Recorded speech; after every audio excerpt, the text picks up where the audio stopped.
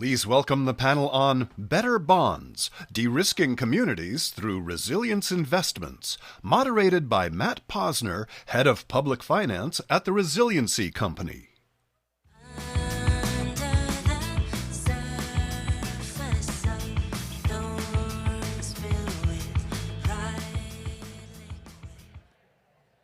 All right. Good morning, everyone. My name is Matt Posner. I'm with the Resiliency Company. We are a think, do, scale tank, and we are interested in anyone who believes that adaptation is fundamental to the design, financing, and building of critical infrastructure in the United States. Welcome to our panel today around de-risking communities. We have a good sort of cross-section of decision makers on the supply side, if you're talking in bond speak, of the marketplace, with Charlie Yadon with the state of Florida. We have Milken Kilgore with Columbus, Ohio, and Sarah Frey with PFM, which is an independent advisor to state and local government. So we have the state, the local, and the independent fiduciary for communities as they're thinking about risk as it pertains to their jurisdictions. I'd like to just frame the issue to start. And in my head, I had a whole story about the Sumerians and Old Testament with Noah's Ark. I'm going to spare you that. And I'm going to give you the truncated version, which is 8,000 years ago, humans were moving around a lot because their communities were being flooded. One of those communities was the Sumerians, and they decided that they had a collective problem, safety, and they had a collective solution. They decided they were going to stick together. And that was the beginning of the whole concept of civilization and community and collective action. For 8,000 years, what the Sumerians built and every civilization afterwards was predicated on the same physical boundaries, the coastlines, the rivers, rainfall patterns, what have you. That is what we have built on. And now, in the last 100 years, 50 years, 25 years, that status quo is starting to change in an accelerating fashion. One statistic, and there's a lot of statistics out there about this, is that if the trend continues, these billion-dollar disasters in the United States, in 7 years we're going to see one every week of the calendar year if the trend line continues. That's untenable. Now, the difference between us and the Sumerians is we have the capabilities to adapt. We have the science, we have the engineering. It now becomes a question of dedicating resources and willpower. So states and locals are the ground zero, the front lines of what is considered place-based risk as it pertains to climate or changing weather patterns. And I also want to emphasize, we talk about the billion-dollar disasters because they make headlines. There's 50,000 municipalities in the United States that are also facing the secondary and tertiary effects of climate change or changing weather patterns, even though they may not be on a coast or next to a river. So if we agree that this is an increasing risk and it is more and more visible to state and local governments as sort of their depreciating assets that they own and their revenue sources, which are the people, which can pick up and move, although they cannot, how are they handling that risk? And that's really what we come to the question today, is the statistics are showing that despite the fact, this is a Pew study, that 2/3 of Americans believe that climate change is affecting their local communities, they also don't think their local communities are doing enough to combat it. So there's a risk factor, there's a sort of public sentiment that this is something that's real, yet the data is showing that, and aside from some fringe elements with climate adaptation plans in certain cities and states, we're not seeing a lot of action around this very pressing issue. So I want to start with our panel today with that particular question and that framing. And there's a lot more on the Sumerians, if anyone wants to dig into that with me. And I think I'd like to start with you, Megan.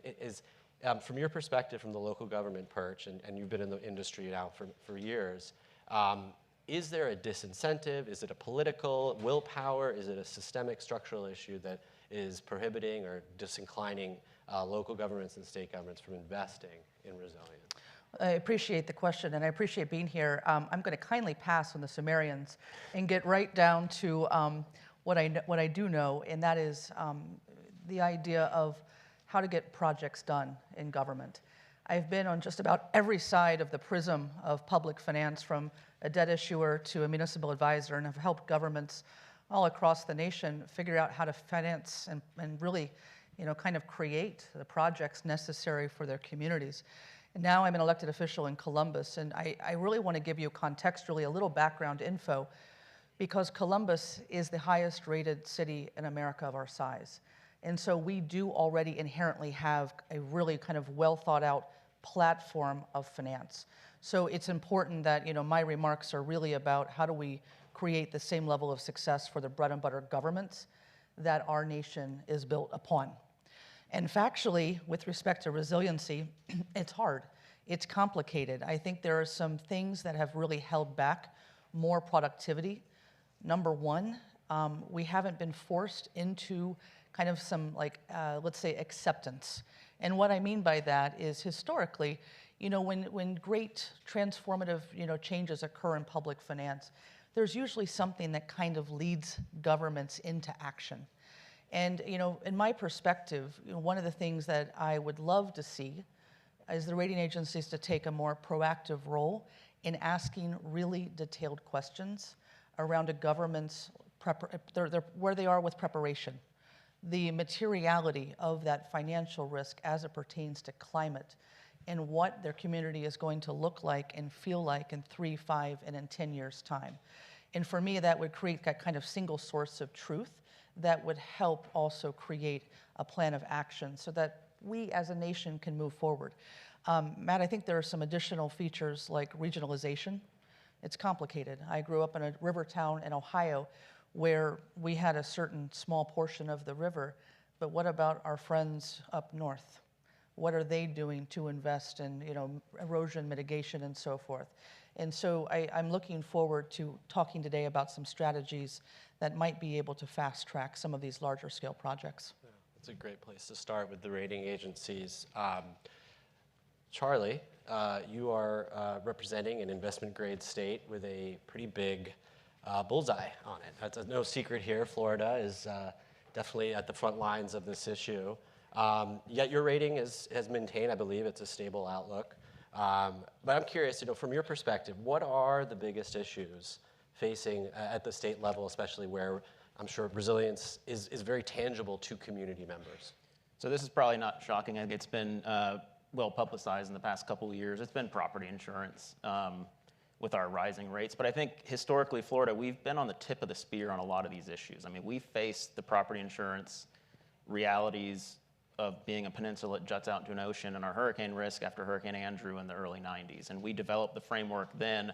I think to Megan's point, sometimes governments are not going to take actions until they're absolutely forced to. And our property insurance market in the mid-90s was in meltdown, and so the state took dramatic steps to address that problem. And we've seen that over the last 30 years on a property insurance side until basically following Irma, that it was successful. And the plumbing works, and we have 3 big mechanisms, and when they're needed to, they fire up and they provide financing and provide stabilization to the property insurance market. I think looking forward, our market rates are sort of stabilizing. We did the legislative reform on litigation and tamped down, I think, some of the abusive litigation that was going on against insurance companies. But to me, it's going to be flood insurance. I think that's the next.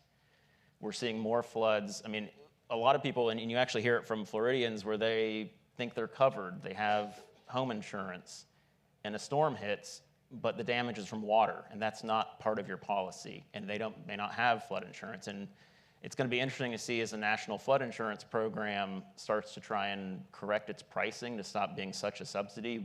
Is there going to be a private market opportunity or private market insurer stepping into that? I think that the difficult thing with flood is that if you flood once, you're going to flood twice, you're going to flood 10 times, there's a chance of total loss every single year versus when we're dealing with wind, it's, you're not going to get hit by a storm in the exact same place every single year. So that's been the big thing. And I think we address it from a rating agency perspective, or what we've told the rating agencies. We do, I think step one when you have a problem like this is assess what your risks are, and then come up with a plan, and then start funding projects to achieve that plan. After Hurricane Andrew, we instituted a statewide building code so that all new construction in the state since, for the past 30 years is built up to a much higher code to withstand wind. We're starting to do that now with dedicated funding through our Florida Resiliency Grant Fund program to fund locals to both do studies to identify their risks, and then also start implementing projects to mitigate their flood risks. So that's I think the rating agencies give us a lot of credit for the fact that we're planning and assessing, we're doing what we can. We can't remove the risks of hurricanes from Florida. That's not realistic, it's not possible.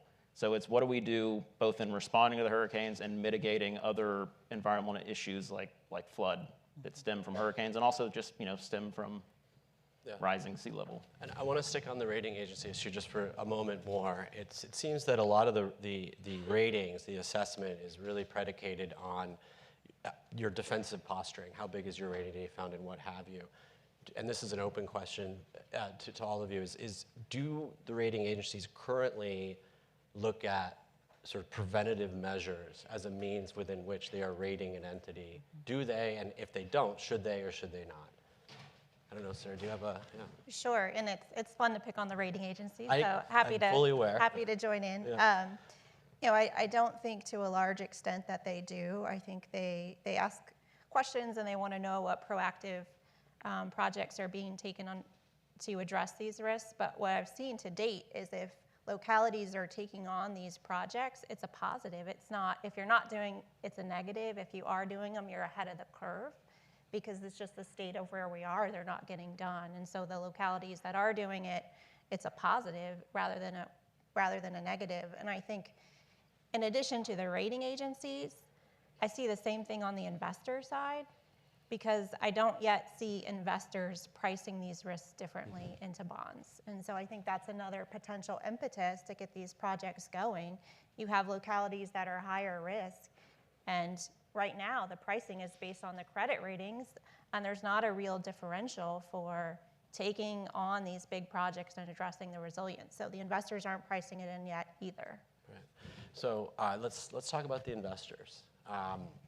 It's, I think, pretty well established at this point. The pricing differential of a green bond versus a non-green bond is pretty much absent.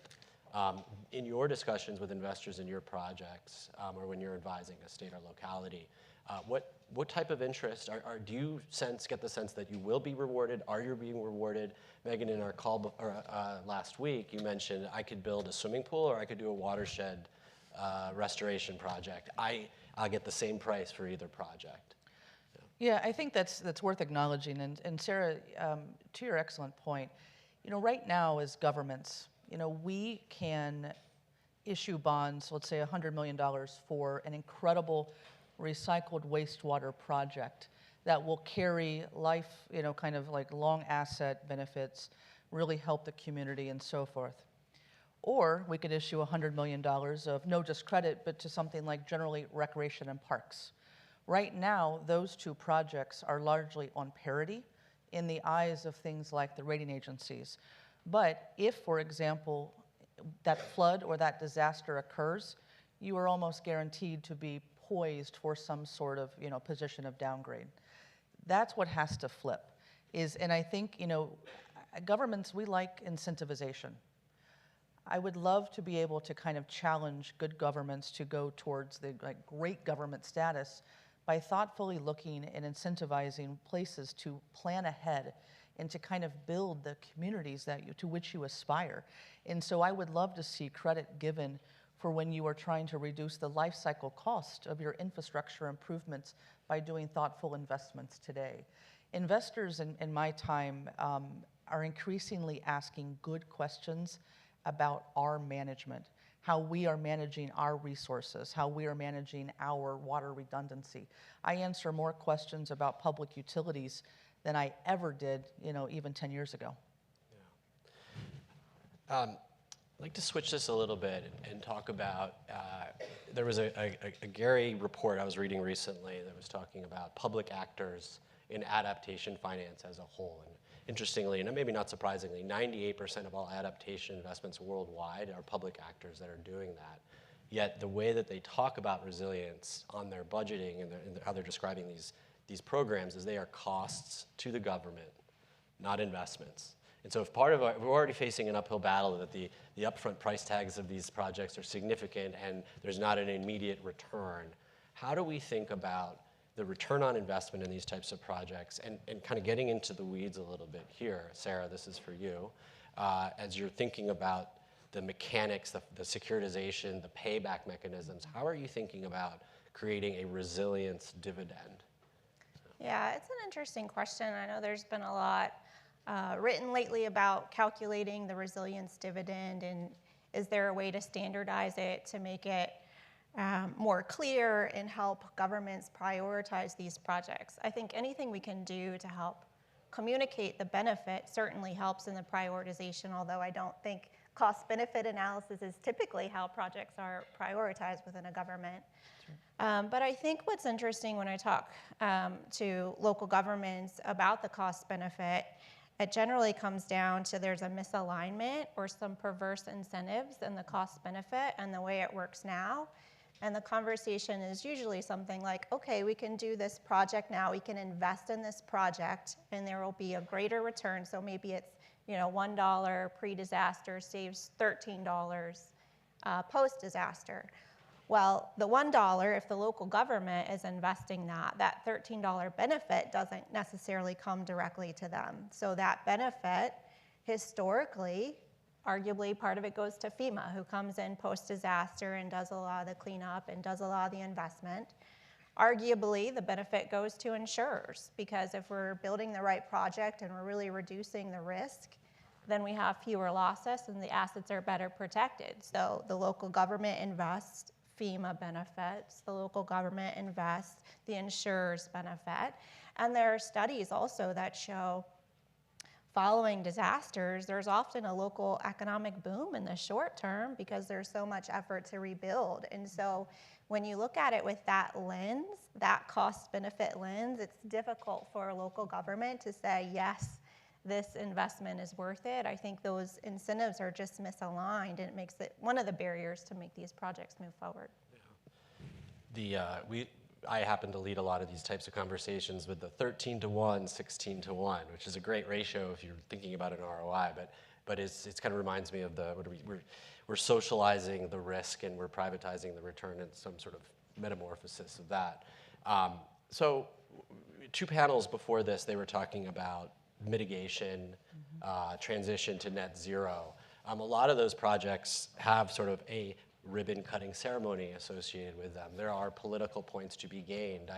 There's a little bit more sizzle to a solar panel or a brand new microgrid, what have you, whereas protecting the parking lot that may or may not get flooded every 10 years doesn't sell as well. And so I think part of this is, how do we get the communities to engage in this conversation, and how did we help them get to the point where the governments themselves are making a decision that's right for them? I'm kind of curious. It's a broad question, but Sarah, you were talking about some of the communities aren't exactly sure on a course of action. While they agree that resilience matters, the next step isn't usually intuitive, and they're not being guided there. I'm curious about any thoughts about that. Well, I'll start as local, and I'll kick it to Charlie here. Each of you in this room, think about when you know government locally is not present. It's when we do not pick up your trash. It's when you need something like public safety and we're behind, or it's when you hit a pothole, right? Those are very instantaneous. And so local government, I absolutely acknowledge that it's hard to sometimes get our residents really fundamentally excited about projects that will really see complete fruition in years to come. But I would challenge kind of the flip side in looking at when individuals today are buying homes. They're going on Zillow. What are they looking at? They're looking at whether or not that area is going to be safe from some extreme weather. They're looking at air quality. And so I think there is a confluence or a runway of opportunity where, especially in the next couple of years, our residents will be more cognizant of these types of investments and start kind of challenging local governments to do more. And I'd say from the state's perspective, I think a key thing is if you want your residents to buy into resiliency, stick to that topic. Don't try and solve every issue at the same time. I think there's some muddying of waters when you want to be everything to everyone, in that you lose at this point roughly half the country if you're talking about resiliency. Also has to align with goals on equity or net zero, things like that. It's a little bit different topic, and I think you lose a lot of public support when you mix the issues. And so that's that's sort of our main thing, the way we think about it. It's an excellent point, Charlie. I often say this, there is no R or D before clean drinking water.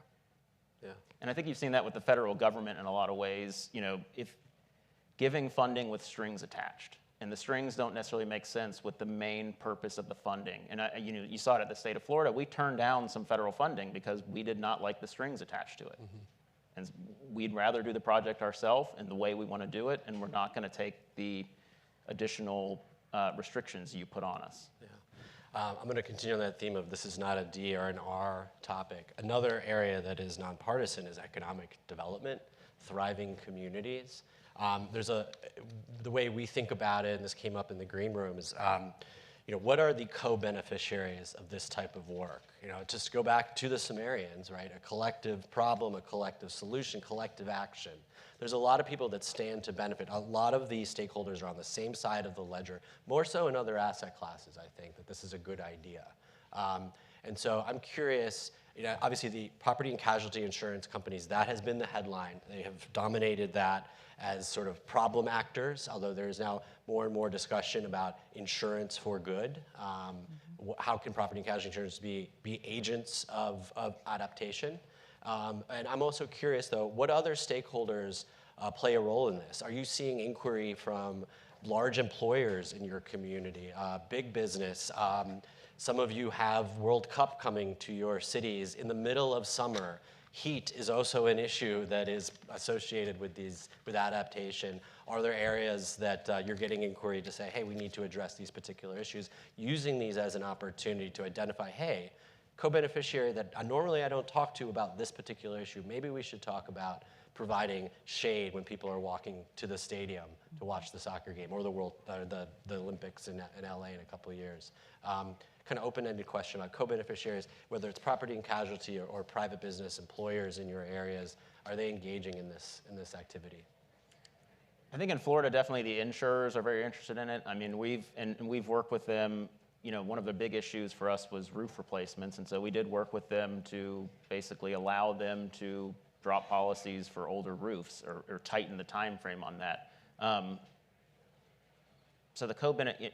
And I guess I go back to Sarah's point earlier, or one of her points on the kind of who benefits from the investments. And I think a lot of what we do on the statewide building code, that's increased costs for the last 30 years in the state of Florida.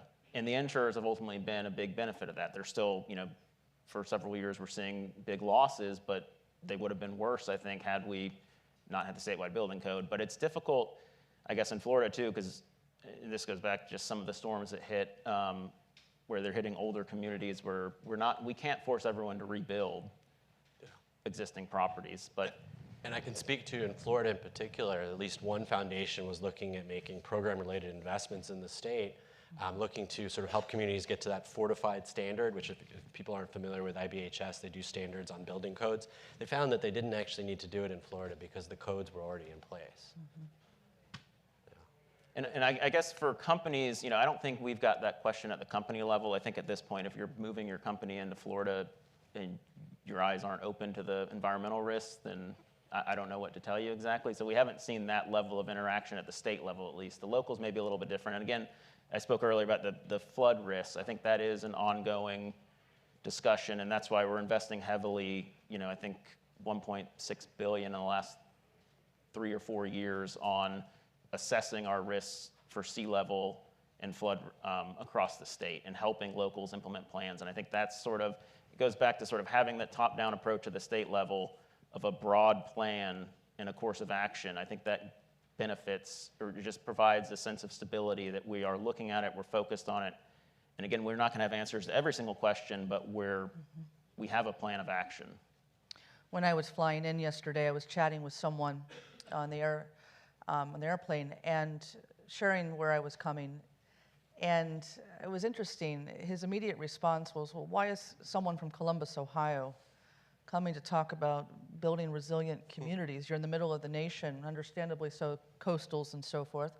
And I said, that's the problem. That is 100% the problem. And the opportunity is to also acknowledge that we are absolutely seeing the effects of all kinds of extreme weather. We are feeling the changes in our insurance premiums.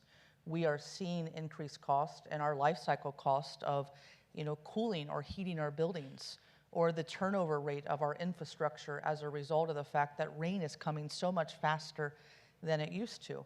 These are absolutely things that we acknowledge, boots on the ground. One aspect that I think is really important for us to kind of address is the fact that the insurance market and the municipal market, we're kind of married now. And when one thing happens to one partner, it's going to affect the other.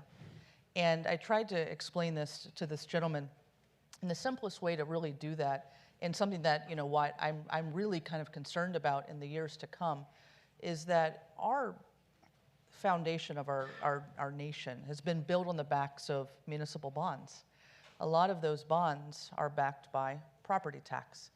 And so as changes in valuations happen, either as a result of weather patterns, weather changes, the fact that residential communities are being affected greatly, the fact that insurers may just not be able to do business in certain communities, every single one of those items affects ultimately Columbus, Ohio's ability to feel secure in this type of municipal instrument. And so it's really important that we, I think, come together, insurance companies with governments, to acknowledge using good data, which I'm deeply concerned about that access today, but our single source of truth, scientific data, and come together, because in my conversations with insurance companies, I do believe they're willing to work thoughtfully with local governments to ensure that community's continued success. I want to get to the other side of the equation here, which are innovative and new ideas, what's happening on the constructive momentum of this panel, which hopefully continues. You mentioned clean water, Megan, earlier. One of the most successful programs as far as continuing its momentum and being self-funded was the Clean Water Drinking Program of the 1990s, which is a state-level revolving fund construct. Is that applicable? And I'm curious, Sarah, maybe this is for you. Are you seeing, as you're talking to multiple communities, is the revolving fund concept maybe a palatable solution for local governments that, A, maybe have pre-development issues? A lot of talk about pre-development this morning, but also not looking to maybe overexpose themselves to the federal government right now, want to work with the state. Are you hearing any discussions about that construct? Absolutely. I think that's the first place to start. And I think those state revolving funds, they do differ from state to state, but in general, they're well established. They're efficient. They don't have, some of the same issues you have with the local governments working at the federal level. I think there are a lot of opportunities, and we see those starting to emerge. So, for example, I work in Virginia. I advise local governments in Virginia. Virginia established a Resilient Virginia revolving loan fund to kind of help with the pre-development cost. It's a new program, still trying to work on the uptake and how to utilize those dollars efficiently. There's still loans out that have to be, they're structured as loans that still have to be repaid, and so there's been some, can I afford this? Is this the right thing to do? But I think there's absolutely talk of starting with the states. I think that's a good place. I think the other thing it does is it takes sort of the local divisions and political borders out of it if you start at the state. The other place we're seeing some momentum is with sort of regional utility districts. Resilience utility districts are starting to be considered. There's a proposal in Connecticut to develop those. It's a take on the municipal utility districts, or the MUDs, kind of laughing at the acronym, RUDs and MUDs. They're not the prettiest. But I think for projects like this, regionalization helps and scale helps. And if we're able to go across local boundaries, I think that helps get the projects done as well. Yeah. Resilience utility districts. Okay, I like that. And I guess that would be interesting too, because it essentially, one of the things that a common problem at local government is the siloization of efforts, right? It's like, where does resilience fit? Is it health and human services? Is it the fire department, the police department? And when it comes to who's putting the budget together, it's not exactly clear there's no vertical for resilience. So essentially that could create a vertical. And do some of these have their own, a bit like financing capabilities? Can they bond themselves? Would we be seeing an issuance? That's the concept, that's the proposal, right? That these regional utility districts would be able to issue bonds on their own and then, levy special taxes or special assessments to back those bonds. That's interesting. Charlie, the bulk of the state's issuance, if I'm correct, has really been, in the municipal market, has been focused on sort of shoring up the balance sheets for all of the different public insurance entities, which is obviously important, and the rating agencies reflect that in how they assess the creditworthiness and the preparedness of the state.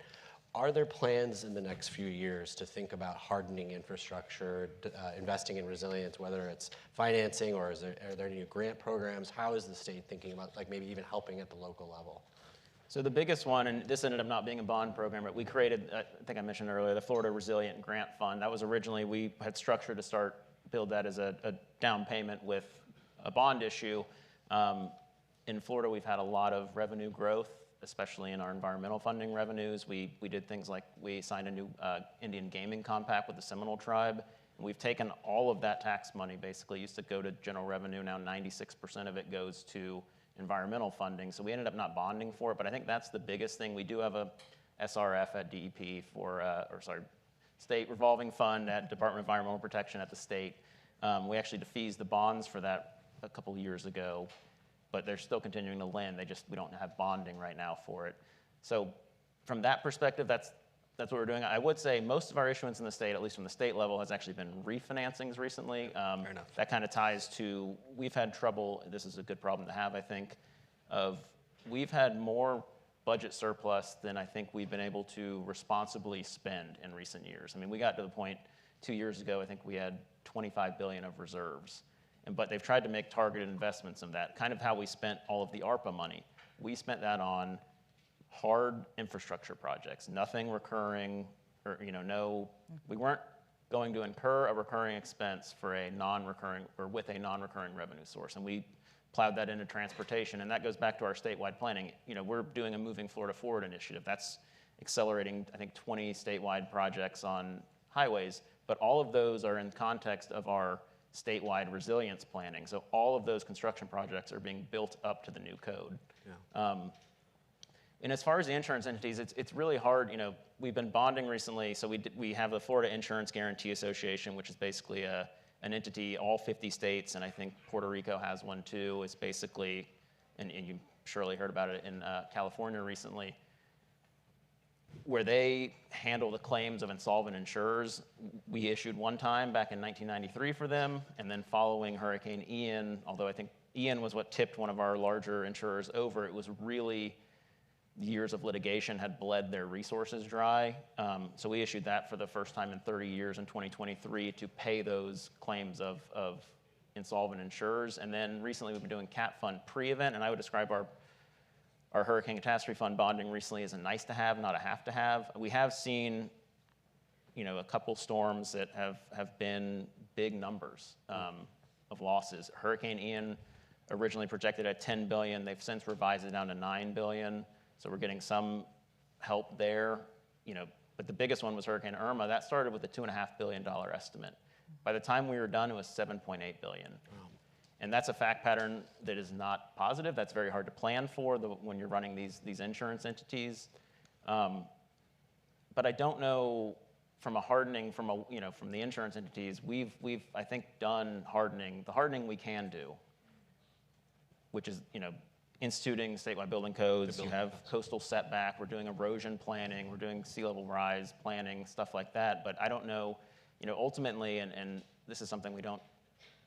I think Sarah mentioned it earlier, after a storm, you get a benefit from sales tax. We don't like to talk about that. That's not a positive. We don't view storms ultimately as a positive. But the other aspect of that, too, is when you have an area that predates the construction codes, gets hit, when that gets redeveloped, it's all going to now be up to code. So you're kind of a natural hardening cycle as older parts of the state that haven't seen a storm in 50 years get hit. And again, that's not to make light of the pain and suffering, and it's a difficult economic question too, because the people who are living in that cinder block, first floor, beachfront house are not necessarily going to be able to afford to rebuild their house there up to code, and that's, that's not a great situation. But you kind of get that natural hardening cycle as storms continue to hit. Yeah. If there's any folks, policymakers, people on the Hill or Treasury Department here, I want to reiterate, building codes are apolitical. State revolving funds, Virginia, Rhode Island, Illinois, Florida, also. This is a nonpartisan issue that is a proven solution. I am, like a lot of people, I'm incredibly curious about artificial intelligence. Megan, I'm curious. I heard a little something about something you're working on as an innovative use of technology to help solve for these issues. I'd love to let you tell us more. Well, the first question that I'd ask each of you to consider is this. When you're talking with a local government and you're trying to figure out what they're thinking about resiliency, ask two questions. The first one is, are you motivated to invest in a resilient project? And if the answer is yes, ask the second one, which is, do you know how?